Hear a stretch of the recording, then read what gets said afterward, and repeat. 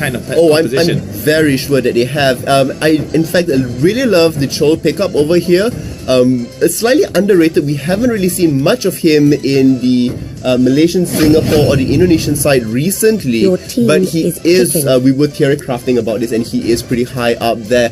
Hayabusa's, early on pick with Lancelot was a great initial starter because you have damage dealers, you have it. One of the stronger picks within this patch, but to round it off, having Angela and Akai just gives them the extra versatility. And oh my word, that's such a quick lock-in for Jawhead. I'm not sure about the final Jawhead composition, how much into the team fight and as a fighter will he actually play out. But Bane and Fanny rounding up IDNS Thailand, absolutely insane. So here we have it.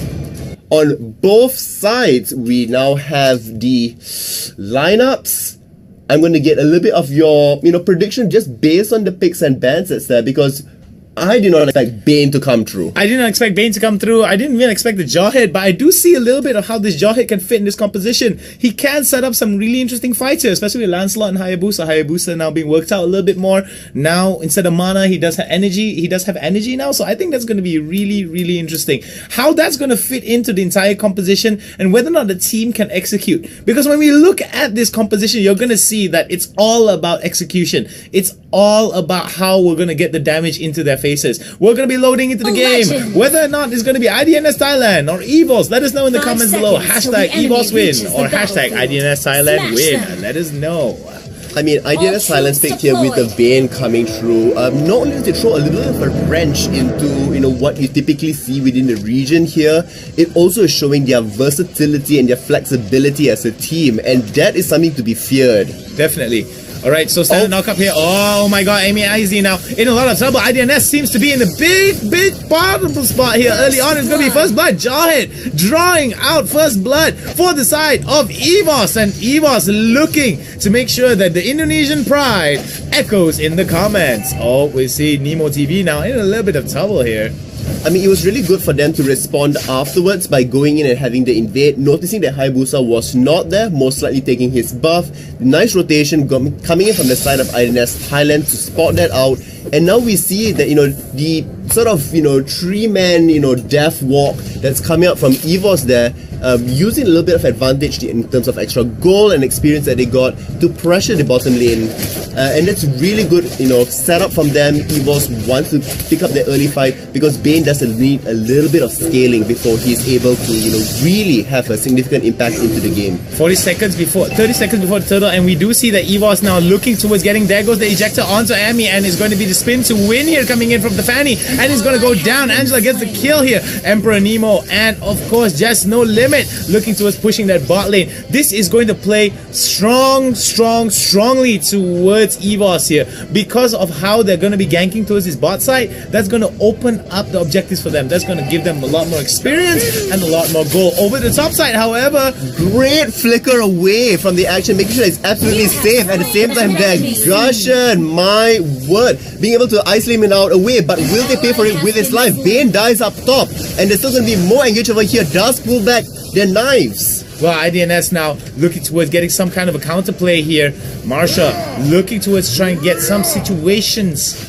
to play out better for the side of EVOS, but it seems the IDNS looking towards getting back the aggression and getting back a little bit more map control here. Now we do see the IDNS is responding to this bottom side push here. They might divert some resources over to the bot side, but it seems that with the binding that's going to go down over to the Fanny, going to stop that cutthroat from taking up air superiority. Yeah, I mean, really good, timing on the steel cables there, making sure that she got away, away enough from the danger that was there. Really good. Currently 3-1, just checking sure that Turtle is still there. Both teams are standing around it. Akai's still a little bit late. Oh, the flicker right into the ejector. See, Amy is in a big spot here. Amy's going to go down to the Lancelot. This is going to be where the fight's going to go down. Turtle going back and getting back the HP, regenning. And the fight is splintered in over their heads. Emperor now going dangerously low. Will he be able to get away? Oh, manages to get away. Dodges it beautifully. I mean, that was really nicely done by them. They're focusing on the team fight, making sure that They were not specifically taking the objective, which helped a lot in stopping the objective being taken. And with that, we see a little bit more kills, the goal lead growing in terms of EVOS favor, but the main objective was still not taken. I mean, it's a little bit of a throwback towards MSC, in my opinion, because when we do see some things like this, right, where goal lead is definitely something in favor and kills are something in favor for an enemy team, we do see that some teams are able to play from behind. These itemizations are going to be very interesting. What do you think about this? All of this, I mean, the boosts of swiftness all across the board. We also see lots of magical resistance coming through as well. You do have Angela, you have Jawhead and Akai there. So it makes sense that IDNS Thailand is really setting up for the later stages of the game where the damage will not be as severe as before. Now we do look here, a lot of problems coming in for the side of EVOS here. Oh, Amy gets flicked again over the shoulder. He goes, just no limits, has been taken down. That's not gonna be a good start here for the side of the fight. EVOS now in a big trouble, but they managed to get another kill back. It's 1-for-1 now. Will Marsha be able to go? Amy now in a big spot. This is where the dive can be good. Another kill by the Hayabusa, and we do see EVOS looking towards getting more and more advantages here. Amy getting poked down a little bit more, and we do see that they are going to try to get the turtle again, and it's going to be the first turtle going to go over towards EVOS. More experience, more gold. Exactly, they've been trying so hard for the objective, finally paying it off, does secure it. On top of it, getting the few additional kills, and also now a little bit of the map advantage as well. Moving towards your favor, back up top, we're going to see that Bane is skirmishing a little bit with Hayabusa. That's there. Still trading back and forth. Nice Veil picked up by Gushin there, prioritizing a little bit more defensiveness because they do want to stay in this fight a little bit longer to make sure that they are able to deal out the damage. The kickback is there. There goes the kickback. It's beautifully done. Nemo TV goes down. Amy in a bit of trouble here, has to flicker away. This is where the fight could turn around, but EVOS decides, nope, we're not going to go and commit too much towards it. This is where some trouble is going to be for EVOS here. Oh, Korra TV Aura now in a bit of trouble. Will be able to get that little bit of health there thanks to the lifesteal, but he's going to get taken down with the smack from Bane. Now we do see Just No Limit hanging out over to the bot side here. Fanny in the jungle looking towards there, moving up here.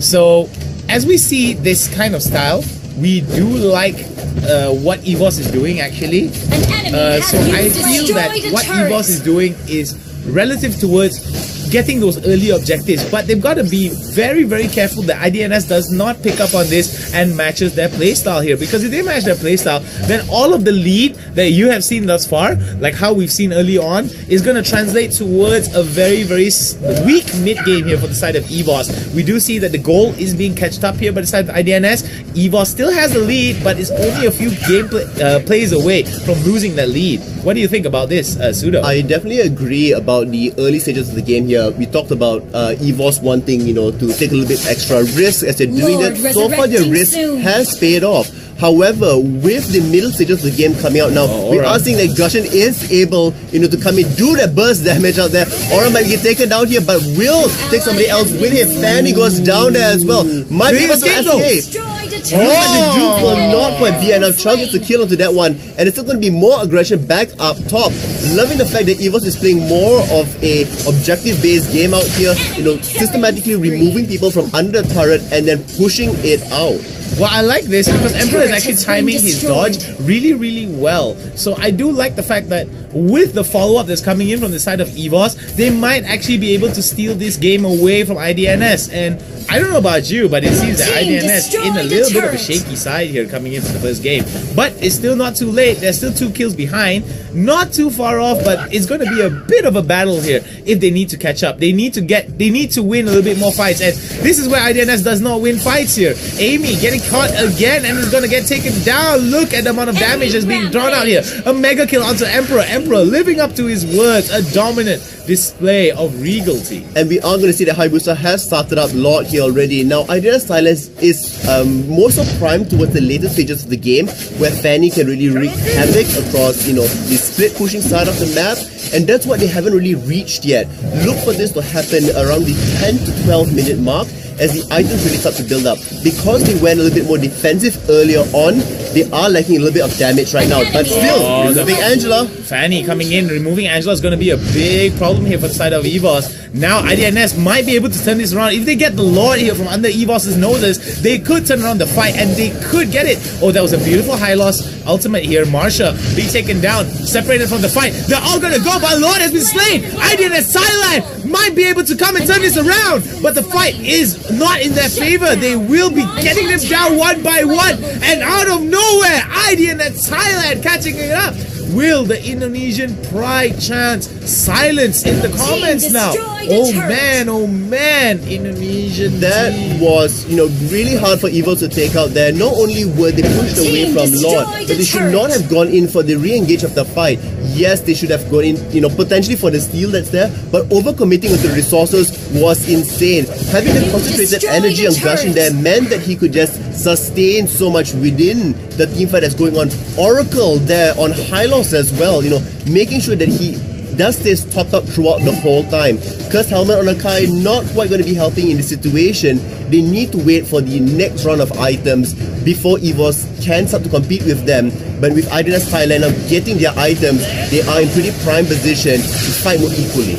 Now here comes EVOS now sticking together, making sure that they are going to win out this fight. Amy has to get away now. That's going to be a bad spot for the side of IDNS to take the fight here. EVOS looking towards getting it back. Taking a little bit of turret damage will be Framesy, but Lord will be helping them push them out here. IDNS looking towards ending this game against EVOS, making sure that they do not come back from The this. split push on Fanny, we talked about it just a couple of minutes ago, and now we're seeing it happen over here with the distraction of Law all the way on the other side of the map. It's working so well. Great flick away from Gushin up there. Looks like we'll be able to pull back the knives just in time. The tower will go down and back up top as well. The second one will go down. All three. The base is exposed. And you want to talk about an explosive match? Look at how everything changed within the last 2 minutes. I think a lot of it was just put into that one Lord play that IDNS was able to steal from. Because IDNS was able to steal that Lord play,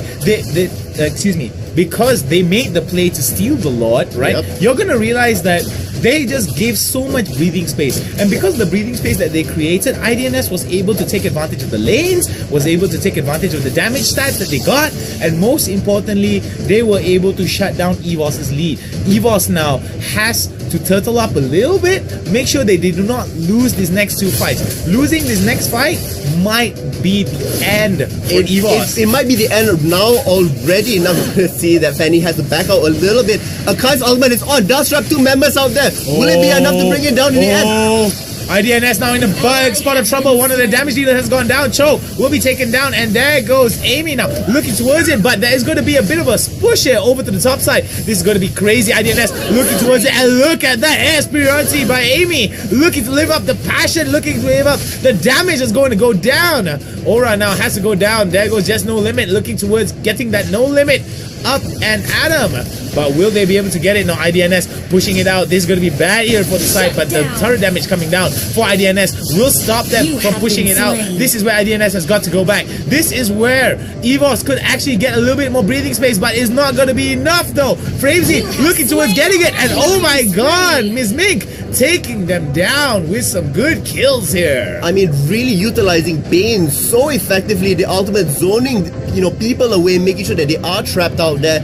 Although EVOS did win a little bit of the team fight and deter IDNS Thailand, they are playing around in their base. That is not a good position to be in. Bane gets trapped away, but will it be enough damage? It does not look that way. Gushan comes back in. Angela will still not be enough to save it. And now Akai, unfortunately, you may be a wonderful jumping panda. It will not be enough to deter them all from keeping away. Well, that was nicely done here. iOS coming in to help him out, but it will be Akai that gets taken down. Emperor now respawns. This is a perfect time for IDNS to actually go into the enemy territory and just secure whatever objectives that they can get and keep up the pressure. I do like the fact that they are pushing it out, but looking at the amount of stats that's coming, oh my goodness, look at that. ISOADI. I mean, ISO is definitely doing a really good job here. You're going to look at one thing. Bane is already hit 10,000 gold. Exactly. That's a huge amount of gold that translates into items over there. On the other side, EVOS is struggling when it comes to gold. We're going to see here that Fanny as well, about to hit the 10,000 mark. So strong, and EVOS cannot afford to step out of their base, because the moment they do that, Fanny's going to go in and immediately start the back door. Bane can look for the fight to slow them down from returning back to base. Here comes the kickback. The kickback is good though, but no members of IDNS are nearby. Here comes other members from the side of EVOS to come in. IDNS now looking towards getting that kill. Marsha now in a bit of trouble. Marsha spins to wins the high loss ultimate. Buying some time as much as they can, but the Lord has been taken down, and this is bad here. Instead of buying time, they should have just backed away as quick as they can, but the double kill is going to go over towards IDNS. This is the spelling of doom here coming in from EVOS, and the silence of Indonesian pride. A lot of Indonesians are going to be disappointed here, but it is game number 1 after all. They still have another game for them to come back in and try to draw it out, but here they come again and again. Here comes IDNS with more damage and more kills. The numbers are not in favor for the side of EVOS, and this is going to be game number 1 in favor of IDNS Thailand. What a way to kick things off. Thailand showing everybody, how it's done in pride, really there. We're going to switch back a little bit to us for now. And hello, we are back. My name is Suro. All the action you just heard that was coming from the Hound, obviously. Man, I gotta take off my glasses for all, because my eyes are just completely taken aback by the amount of.